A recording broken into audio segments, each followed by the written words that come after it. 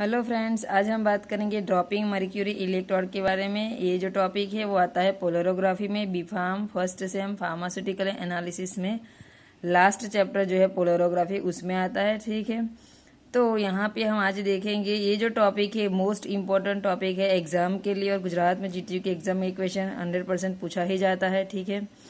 तो ये dropping mercury electrode है, जिसको हम शॉर्ट फॉर्म में डीएमई से भी इंडिकेट करते हैं, ठीक है। ड्रॉपिंग मर्क्यूरी इलेक्ट्रोड जो है वो वर्किंग इलेक्ट्रोड है। इसे वर्किंग इलेक्ट्रोड हम इसलिए बोलते हैं क्योंकि पूरी जो प्रोसेस रहती है उसमें ये वर्किंग मोड में ही रहता है, ठीक है। तो पहले हम बात करेंगे उसके कंस्ट्रक्शन के बारे में, ठीक है। तो यहाँ पे कंस्ट्रक्शन में हमने लिखा है कि जो असेंबली है वो कंसिस्ट होती है मर्क्यूरी रिजर्वर से, ठीक है। तो यहाँ पे आप देख सकते हो मैंने ये पूरा फिगर ड्रॉ किया है, ठीक है। तो ये जो है वो मर्क्यूरी का रिजर्वर है, ठीक है। इसकी बात कर रहे हैं। तो पूरी जो असेंबली है वो कंसिस्ट रहती है मर्क्यूरी रिजर्वर से, ठीक है। उसके बाद हमने क्या लिखा है कि ये जो मर्क्यूरी रिजर्वर रहती है वो कंसिस्ट होती है एक फाइल कैपिलरी से, जिसके लेंथ हमको रखनी है 10 to 15 सेंटीमीटर लॉन्ग, ठीक है। तो ये क्या है, एक मर्क्यूरी रिजर्वर है, ठीक है। उसके पास एक कैपिलरी रहती है, यहाँ पे आप देख सकते हो जो पिंक कलर का इंडिकेट किया है हमने, ठीक है। ये जो कैपिलरी रहती है उसकी लेंथ हमको 10 to 15 सेंटीमीटर लॉन्ग रखनी है, ठीक है। उसके बाद का पॉइंट है कि जो कैपिलरी है वो कनेक्टेड रहती है मर्क्यूरी रिजर्वर से बाय रबिंग ट्यूबिंग, ठीक है।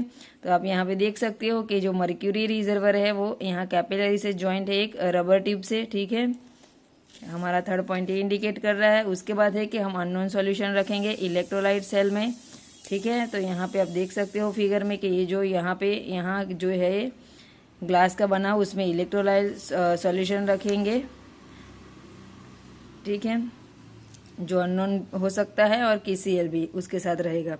उसके बाद हमारा मर्क्यूरी रिजर्वर का जो एडजस्टमेंट है वो हम ऐसे सेट करेंगे जिसकी वजह से हमारा जो ड्रॉप टाइम हो वो 1 to 5 सेकंड के बीच में होना चाहिए, ठीक है। ये सारे कंस्ट्रक्शन के पॉइंट है। पहला पॉइंट है कि ये जो असेंबली है उसके साथ मर्क्यूरी रिजर्वर कनेक्ट रहता है, और उसके साथ फाइन कैपिलरी कनेक्टेड रहती है जिसकी लेंथ 10 to 15 सेंटीमीटर लॉन्ग होनी चाहिए। और कैपिलरी और मर्क्यूरी जो कनेक्टेड है वो एक ट्यूब से कनेक्टेड रहती है, और इलेक्ट्रोलाइट का ग्लास का जो सेल बना हुआ होता है उसमें सोल्यूशन भरा हुआ होता है जो अननोन रहता है, उसके साथ KCl भी रहता है। और हमें असेंबली की जो एडजस्टमेंट वो ऐसे करेंगे मर्क्यूरी रिजर्वर की कि जिसका ड्रॉप टाइम 1 to 5 सेकंड से हो, ठीक है। तो यहाँ पे एक बार ये फिगर में मैं आपको सब कुछ समझा देती हूँ। हमारे पास ये पूरी असेंबली है, आप देख सकते हो, ठीक है। तो ये मर्क्यूरी रिजर्वर है, उसके साथ यहाँ पे रबर ट्यूबिंग है जो रबर ट्यूबिंग से कनेक्टेड है एक ग्लास कैपिलरी से, ठीक है। और ये जो असेंबली है वो हमको ऐसे सेट करनी है जैसे कि यहाँ पे जो ड्रॉप गिरे सोल्यूशन में, ठीक है। मर्क्यूरी का जो यहाँ पे जो कनेक्शन है वो यहाँ पे ड्रॉप जो गिरे वो 1 to 5 सेकंड के बीच में यहाँ ड्रॉप गिरने चाहिए। ऐसा नहीं कि आप पूरा सोल्यूशन ऐसे ही रख दो और यहाँ पे पूरा सोल्यूशन आ जाए, ऐसा नहीं है। सोल्यूशन ड्रॉप वाइज गिरना चाहिए, और ईच जो ड्रॉप रहेगा उसमें जो टाइम इंटरवल रहेगा वो 1 to 5 सेकंड के बीच में रहेगा। और यहाँ पे जो सोल्यूशन हम भरेंगे वो अननोन होगा और उसके साथ KCl भी होगा, ठीक है। तो ये पूरा हो गया कंस्ट्रक्शन के बारे में बात, ठीक है। आपको ये फिगर वाले भी सारे पॉइंट, ये सारी नोट्स आपको वीडियो के अंत में मिल जाएगी, ठीक है। तो ये सारे पॉइंट है हमारे कंस्ट्रक्शन के। अब बात करते हैं हम वर्किंग के बारे में, ठीक है। तो वर्किंग में है कि हमने कंस्ट्रक्शन के लिए अलग फिगर ड्रॉ किया है और वर्किंग के लिए भी अलग फिगर ड्रॉ किया है। तो मैं आपको सारी फिगर्स जो है वो आपको नोट्स में वीडियो के अंत में सब कुछ मिल जाएगा, तो वीडियो अंत तक जरूर देखिए। अब बात करते हैं वर्किंग के बारे में। वर्किंग में क्या है कि जो DME है मीन्स के ड्रॉपिंग मर्क्यूरी इलेक्ट्रोड जो है वो पोलराइजेबल इलेक्ट्रोड है, मीन्स तो वर्क करेगा एज ए एनोड, और ये भी बोल सकते हैं कि दो एक्ट करता है एज ए एनोड और कैथोड, ठीक है। तो कैसे एक्ट करता है वो मैं आपको समझाती हूँ। फर्स्ट पॉइंट हम समझेंगे पहले। तो ये फिगर है, ठीक है। तो यहाँ पे क्या बोला गया है कि जो हमारा ड्रॉपिंग मर्क्यूरी इलेक्ट्रोड है वो एक्ट करता है एज अ पोलराइजेबल इलेक्ट्रोड, और साथ ही लिखा है कि and act as anode and cathode, ठीक है। तो कैसे होता है कि मर्क्यूरी रिजर्वर है, पूरा DME का कंस्ट्रक्शन है, मीन्स के उसका फिगर है। तो ये मर्क्यूरी रिजर्वर रहता है, और जैसे जैसे यहाँ से पाइप से रबर से ट्यूब से यहाँ पे जैसे ड्रॉप गिरते हैं, जैसे ही ड्रॉप गिरने शुरू हो वो एक्ट करता है एज अ कैथोड। और जैसे जैसे ड्रॉप गिरते जाएंगे और सारा मर्क्यूरी यहाँ पे डिपॉजिट होने लगेगा, यहाँ स्टोर होने लगेगा। आप ये पैरोट कलर से देख सकते हो। तो जैसे जैसे स्टोर होता रहेगा तो यहाँ पे वो एक्ट करेगा एज अ एनोड। जैसे ड्रॉप गिरेंगे तो वो एक्ट करेगा एज अ कैथोड, और जैसे जैसे यहाँ पे जमा होंगे, स्टोर होंगे, तो वो एक्ट करेगा एज अ एनोड। इसलिए हम बोलते हैं कि ड्रॉपिंग मर्क्यूरी इलेक्ट्रोड एक्ट करता है एज अ एनोड और एज अ कैथोड, और यही होता है जो वर्किंग में रहता है, इसलिए इसको वर्किंग इलेक्ट्रोड भी हम बोलते हैं। ठीक है, उसके बाद हमारा पॉइंट है कि पोल ऑफ मर्क्यूरी जो रहता है वो काउंटर इलेक्ट्रोड रहता है, वो नॉन पोलराइजेबल रहता है। यहाँ पे हमने लिखा है, ठीक है, पॉइंट में नॉन पोलराइजेबल भी रहता है, तो वो इतना वर्किंग में नहीं रहता है। ठीक है, उसके बाद हमारा जो पॉइंट है वो यहाँ ये है कि हम जो एनालाइट सॉल्यूशन है हमारे पास, ठीक है, उसमें हमको KCl ऐड कर रहा है एज अ इलेक्ट्रोलाइट सॉल्यूशन। यहाँ पे जो सॉल्यूशन होगा एनालाइट का, उसके साथ हम KCl भी ऐड करेंगे, और उसके साथ अगर सॉल्यूशन में कोई ऑक्सीजन प्रेजेंट है, ठीक है, तो उसको रिमूव करने के लिए हम यहाँ से नाइट्रोजन पास करते हैं। ठीक है, यही चीज मैंने यहाँ लिखी है, देख लीजिए कि oxygen present in the sample solution तो is removed by passing nitrogen. ठीक है, उसके बाद जैसे जैसे हम वोल्टेज इंक्रीज करेंगे पोलरोग्राफिक सेल में, तो यहाँ पे जो करंट होगा वो यहाँ पे रिकॉर्ड होगा। तो आप यहाँ पे मैं आपको एक बार फिगर में सारा वर्किंग समझा देती हूँ कि ये जो है वो पावर सप्लाई है, ये जो है करंट रिकॉर्डर है, ये डिजिटल वोल्टामीटर है, ये इलेक्ट्रोलाइट सोल्यूशन है, और ये मर्क्यूरी का रिजर्वायर है, और यहाँ से हम नाइट्रोजन पास कर रहे हैं। ठीक है, तो जैसे जैसे ये पोलरोग्राफी में ड्रॉपिंग मर्क्यूरी इलेक्ट्रोड में जो हमारा मर्क्यूरी रिजर्वायर रहेगा, वहां से ड्रॉप बाय ड्रॉप यहाँ पे इलेक्ट्रोलाइट सोल्यूशन में मर्क्यूरी गिरेगा। और यहाँ पे मैंने आपको कंस्ट्रक्शन में बताया था कि मर्क्यूरी का रिजर्वायर का हमको सेटिंग और सेटअप ऐसे एडजस्ट करना है और ऐसी इतनी हाइट रखनी है कि जो ड्रॉप गिरे, सॉल्यूशन एक साथ नहीं गिरना चाहिए, ड्रॉप बाय ड्रॉप गिरना चाहिए, और हर ड्रॉप के बीच में 1 to 5 सेकंड का टाइम इंटरवल होना चाहिए। ठीक है, और जैसे ये ड्रॉप यहाँ गिरेंगे तो वो एक्ट करेगा एज अ कैथोड, और यहाँ पे जैसे जैसे ये मर्क्यूरी स्टोर होता जाएगा वो एक्ट करेगा, डिपॉजिट होता जाएगा, वो एक्ट करेगा एज अ एनोड। यहाँ पे इस एनालाइट सॉल्यूशन में हम एज KCl ऐड करेंगे एज अ इलेक्ट्रोलाइट सॉल्यूशन, और अगर सॉल्यूशन में कोई ऑक्सीजन है तो उसको रिमूव करने के लिए हम यहाँ से नाइट्रोजन पास करेंगे।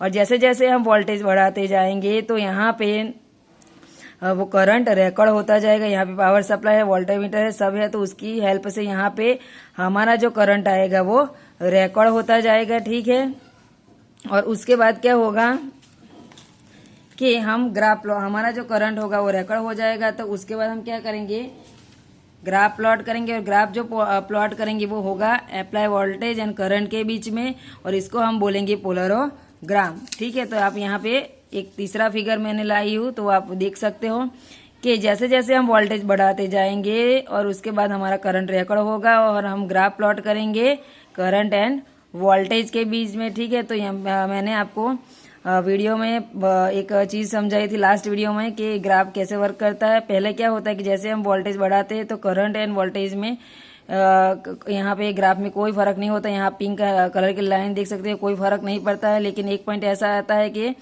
जैसे वोल्टेज अप्लाई करते हैं तो करंट भी इंक्रीज होता है और ग्राफ ऊपर जाने लगता है, और एक स्टेज ऐसा आता है कि उसके बाद वो कांस्टेंट हो जाता है और स्टेबल हो जाता है, वो नहीं बढ़ पाता है। ठीक है, तो यहाँ से यहाँ तक जो रहता है वो हम उसको डिफ्यूजन करंट बोलते हैं, और यहाँ पे जो ग्राफ बढ़ा उसके सेंटर का जो पॉइंट है यहाँ से यहाँ जो होता है उसको हम बोलते हैं हाफ वेव पोटेंशियल। ठीक है, तो यही चीज मैंने यहाँ पे लिखी है कि जो डिफ्यूजन करंट रहता है उसकी हेल्प से हम क्वांटिटेटिव डिटर्मिनेशन कर सकते हैं, मीन्स के सैंपल का कंसंट्रेशन मेजर कर सकते हैं।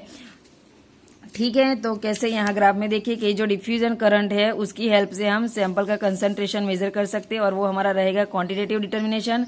उसके बाद हाफ वेव पोटेंशियल से हम आयन या तो सैंपल का नेचर आइडेंटिफाई कर सकते हैं। ठीक है, यहाँ पे हाफ वेव पोटेंशियल उसकी हेल्प से हम क्या कर सकते हैं, तो नेचर आइडेंटिफाई कर सकते हैं आयंस और सैंपल्स का।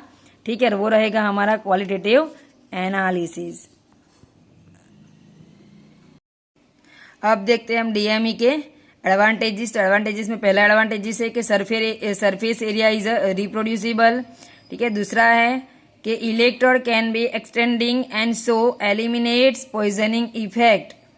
ठीक है, तीसरा हमारा जो एडवांटेजेस है वो ये है कि mercury forms अमालगम with many metals. Last जो हमारा एडवांटेजेस है वो ये है कि surface area calculated from weight of the drop, drop के वेट की हेल्प से हम सरफेस एरिया को कैलकुलेट कर सकते हैं, ठीक है। और हमारा जो सरफेस एरिया है वो रिप्रोड्यूसिबल है। हम हमारा इलेक्ट्रोड ऐसा है कि हम पॉइजनिंग इफेक्ट को एलिमिनेट कर सकते हैं। और मर्क्यूरी जो रहता है वो बहुत सारे मेटल के साथ अमालगम फॉर्म करता है। ये सारे हमारे एडवांटेजेस है। अब हम बात करते हैं डिसएडवांटेजेस के बारे में, ठीक है। तो डिसएडवांटेजेस में हमारा पहला डिसएडवांटेजेस है कि हमारी कैपिलरी जो है वो बहुत स्मॉल है। यहाँ पे आप फिगर में देख सकते हो, ये हमारी कैपिलरी है, ठीक है। तो कैपिलरी हमारी बहुत स्मॉल है, तो यहाँ पे वो ब्रेक होने के चांसेस ज्यादा रहते हैं, इजीली ब्रेक भी हो जाती है, मीन्स के ब्लॉक भी हो जाती है और ब्रेक भी हो सकती है, ठीक है। मर्क्यूरी टॉक्सिक होता है, ये डिसएडवांटेजेस है। और हमको जो सरफेस एरिया है वो हम हर एक ड्रॉप के लिए कांस्टेंट नहीं रह सकते, ठीक है। और यहाँ पे ये जो DME है वो not use at a higher positive potential due to oxidation of mercury, बहुत हायर पॉजिटिव पोटेंशियल के लिए हम ये यूज नहीं कर सकते क्योंकि मर्क्यूरी का ऑक्सीडेशन हो सकता है, ठीक है। नोट्स आपको वीडियो के अंत में कंटिन्यूस में आपको नोट्स मिल जाएगी, तो वीडियो अंत तक जरूर देखें। और हर एक चैप्टर्स की फार्मास्यूटिकल एनालिसिस में हर एक चैप्टर्स की प्लेलिस्ट बनी हुई है, जैसे आपको आराम से सारे वीडियो मिल सकते हैं। तो आप एक बार वीडियो जरूर देखिए। हमारा वीडियो अच्छा लगे तो लाइक कीजिए, शेयर कीजिए एंड सब्सक्राइब कीजिए चैनल को।